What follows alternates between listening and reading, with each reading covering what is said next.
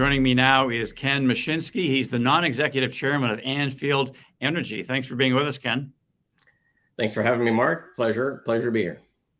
Now, as you know, we spoke to your CEO, Corey Diaz, a little while ago, and he explained the hub and spoke model of the company. You want to be producing uranium and vanadium near-term, mid-term, long-term, and at the core of that strategy is the Shootaring Canyon Mill. So how would you describe the assets and the overall thrust of what you're doing? Well, Mark, that's thanks for that question. The strategy dovetails nicely with the assets that are currently held by Anfield. That includes obviously the mill, as you stated, but also the uranium resources. Obviously, we have several that are near term in production that can be put in production in the near term, and others that are more prospective and can be put in production once the mill and the mines are producing. The advantage, I think, significant advantage of the mill is that it's in incredible shape. And then the resources that are near term are resources that have been mined before, and they're in standby conditions now, not because of any depletion issue, but more because the market just wasn't proper or economical at the time. So there's minimum risk on the resource side at all. Ken, you've started a preliminary economic assessment at Slick Rock in Colorado, and it last had a resource update in 2014. So are you expecting much improved economics? Well, we expect two significant improvements to the economics, and resource aside, that original PEA was done on the assumption that there would be toll milling. We obviously intend to use our own mill and be able to control finances and not be beholden to somebody else's profit margins. And secondly, that was based on, I believe, $60 a pound uranium. And obviously that is this one will be on the $70-$75 a pound range of uranium, which we think is very realistic. And as we know, the government has recently signed a few deals in that range. So we don't think it's overly optimistic at all. It's very realistic. And for those two reasons alone, we think it'll be a much more improved economics.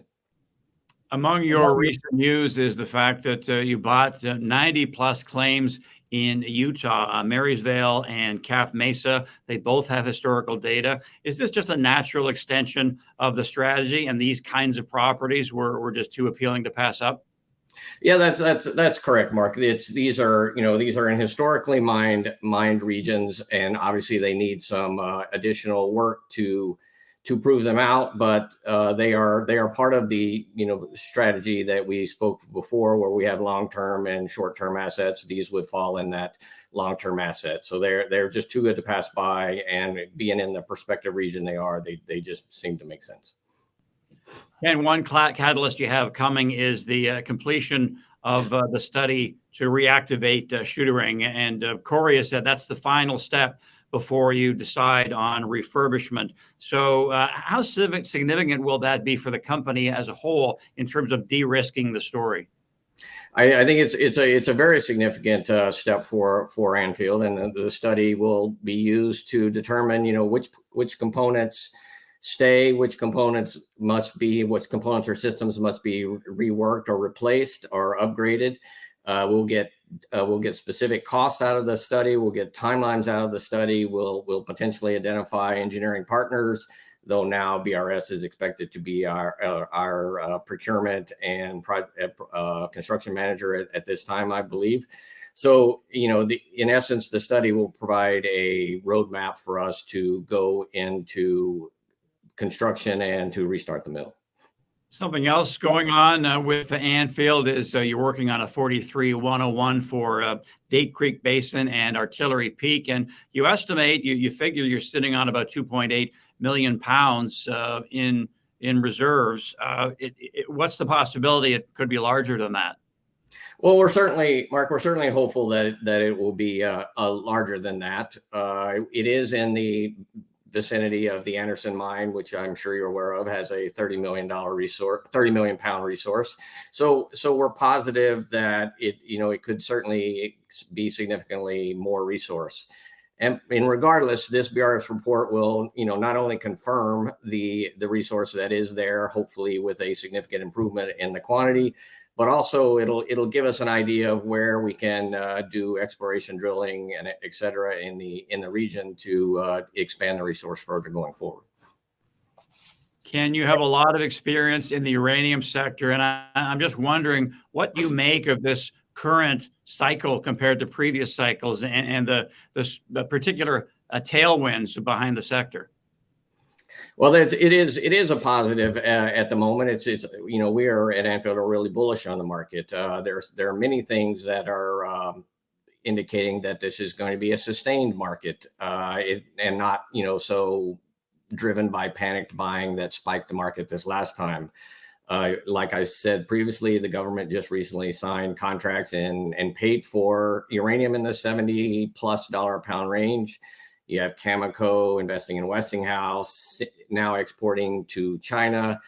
You have Europe, I would say specifically Germany and Belgium, postponing reactor shutdowns or extending the life of reactors. Even countries like oil-rich countries like Saudi and the UAE are, the UAE has built 3 reactors. The Saudis are considering building reactors. The Japanese are extending the number of reactors that they plan to restart. So that's all supply, that's all utilization of the existing stockpiles. On the supply side, the Kazakhs have indicated that for this year's production will be less. Last year's production came in a little below what they projected. The Physical Uranium Trust and the geopolitical conditions are taking the overhanging surplus and secondary market supply out of the supply market. So, I would say that the uranium market is very bullish now, as well as the nuclear market in general. And, I believe Anfield is positioning itself to be a major player in that going forward. Lastly, Ken, for shareholders of Anfield and prospective investors who may not be that familiar with you, you joined in September. How do you view your role overall, and what particular skill sets do you bring to the table, do you think? Well, thanks, Mark. I've started my career, as I believe everyone's aware, at General Atomics, where I spent over 30 years. I've done everything at General Atomics from, being a licensed senior reactor operator, to manufacturing nuclear fuel, to teaching the French how to manufacture our fuel, to designing reactor core structures, to managing reactor installations around the world. So, I've been on the boards of several General Atomics companies and other companies, including, I was on the management committee of Converdyne, the U.S. conversion entity.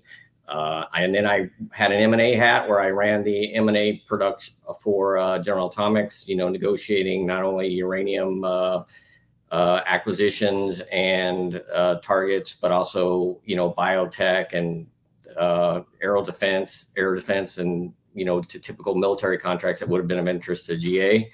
And, I plan to leverage that experience and expertise when, I have our council with Corey and the team at Anfield, the rest of the board of directors, as we firm up our plans going forward for, what production and operations will look like. I do believe that there is a need for a alternative to the status quo when it comes to conventional milling, and I think through the Shootaring Mill, we can provide that. And Anfield has that competitive advantage of a licensed mill, and it substantiates the fact that I think we're not here just to mine the market as others do. It's we significantly believe in this market, and we plan to be here for the long term. So my experience is broad in the uranium industry, and I plan to leverage that in any way I can to help Anfield be more competitive going forward. Well, with that background, it's no wonder Corey brought you on board. Thanks for your time today, Ken, and we'll catch you down the road. Mark, thanks a lot. I appreciate it. And it's a pleasure speaking with you. You as well. Ken Mushinski, he's the non-executive chairman of Anfield Energy.